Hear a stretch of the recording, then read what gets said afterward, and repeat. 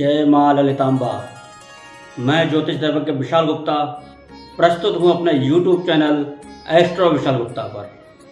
आज हम लेकर के आए हैं बहुत ही महत्वपूर्ण विषय,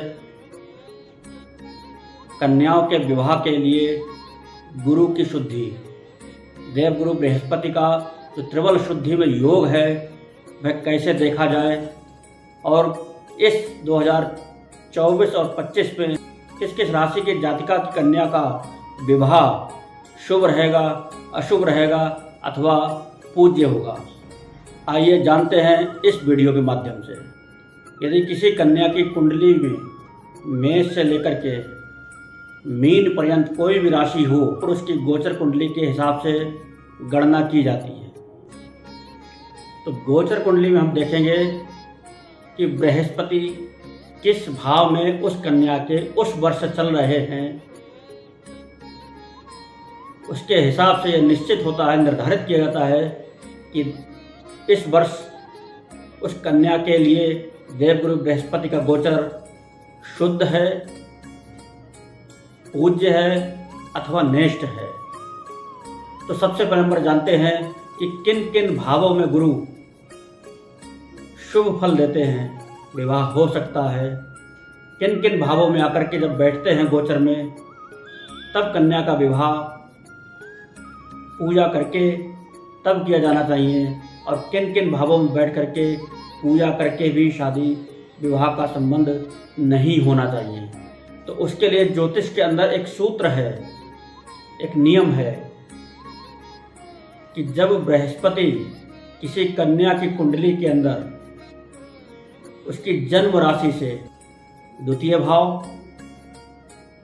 पंचम भाव, सप्तम भाव, नवम भाव और एकादश भाव के अंदर यदि जिन जिन कन्या की राशियों में गोचर पे बृहस्पति बैठे हुए हैं इन भावों के अंदर, तब उस वर्ष उस कन्या का विवाह बहुत ही शुभ रहेगा।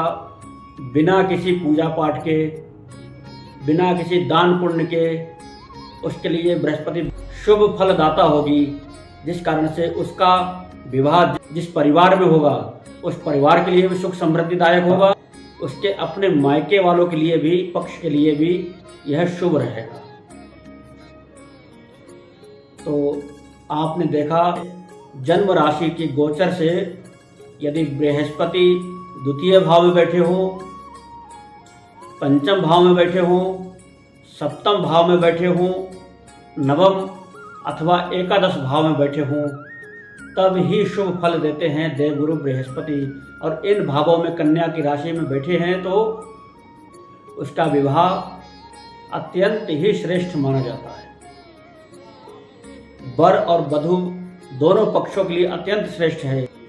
जिन जिन राशि की जातकाओं के अर्थात कन्याओं के जन्मांग चक्र में देवगुरु बृहस्पति लग्न में बैठे हों, तृतीय भाव में बैठे हों, छठे भाव में बैठे हों और दसम भाव में बैठे हों, उनके लिए देवगुरु शुद्ध नहीं है।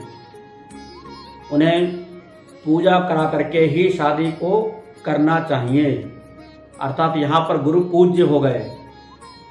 पूजा कहते हैं कि त्रिबल शुद्धि में जो पीली पूजा कहलाती है वह देवगुरु बृहस्पति की पूजा कहलाती है, जहाँ पीले पदार्थों से देवगुरु बृहस्पति का पूजन किया जाता है, 16 व्रत रखे जाते हैं और पीले पदार्थों का दान किया जाता है किसी आचार्य को, ब्राह्मण को।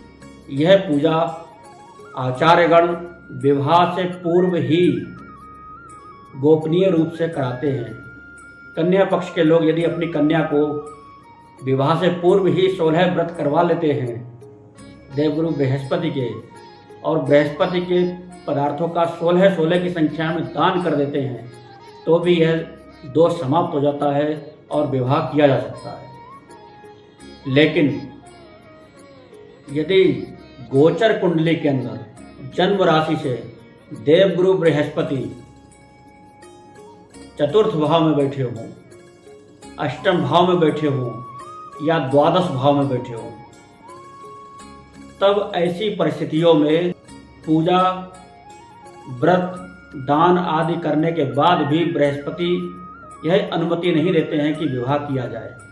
यह अशुभ है, नेष्ठ है, इसलिए ये बृहस्पतियाँ त्याज्य हैं। चतुर्थ, अष्टम और द्वादश भाव की बृहस्पति जब गोचर में चल रही हो कन्या की, उस वर्ष विवाह नहीं होना चाहिए। किसी भी कीमत पर विवाह नहीं करना चाहिए।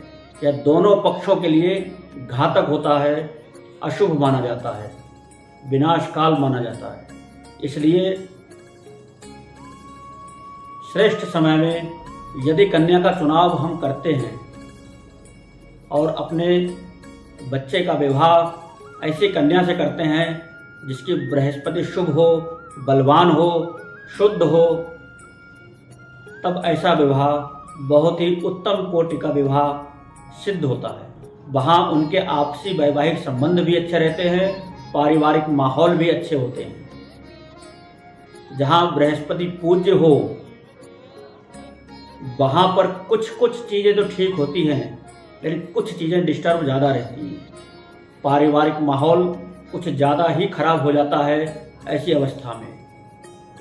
लेकिन जिस कन्या का विवाह चतुर्थ, अष्टमी या द्वादश बृहस्पति में हो जाता है तो यह नेष्ट होता है। इसमें यह प्राणघातक भी हो सकता है, यह दरिद्री भी बना सकता है। इसलिए जब कन्या विवाह योग्य हो जाए और उसके लिए हम वर तलाश रहे हैं तो किसी योग्य ज्योतिषाचार्य के पास, किसी ब्राह्मण गुरु अथवा अपने पुरोहित जी के पास जाकर के एक बार कन्या की बृहस्पति अवश्य चेक करा लेनी चाहिए। जिस बोलते नाम से या जन्म कुंडली के नाम से हम विवाह करना चाहते हैं उस नाम की बृहस्पति शुभ होनी अत्यंत आवश्यक है। तो आइए जानते हैं इस वर्ष 2024 में बृहस्पति का गोचर 1 मई 2024 को दोपहर 12:08 पर वृषभ राशि में होने जा रहा है। तब ऐसी अवस्था में यह गोचर 4 फरवरी 2025 तक रहने वाला है वृषभ राशि के अंतर्गत। तो 4 फरवरी 2025 तक का समय किन किन राशि की कन्याओं के लिए श्रेष्ठ होगा, पूज्य होगा अथवा नेष्ट होगा विवाह के लिए, 12 राशियों की कन्याओं के लिए कैसी है बृहस्पति, आइए जानते हैं। मेष राशि की कन्याओं का विवाह द्वितीय भाव में बृहस्पति होने के कारण शुभ रहेगा। यहाँ पर इनकी बृहस्पति शुद्ध चल रही है, इनके विवाह में किसी प्रकार की कोई दिक्कत नहीं होगी। यदि विवाह के योग बन रहे हैं, विवाह के मुहूर्त हैं, तब इनका विवाह किया जा सकता है। वृषभ राशि वाली कन्याओं के लिए इस वर्ष यह गोचर उनकी जन्म राशि पर, जन्म लग्न पर प्रथम बृहस्पति होगी, पहली बृहस्पति होगी जो कि पूज्य होती है।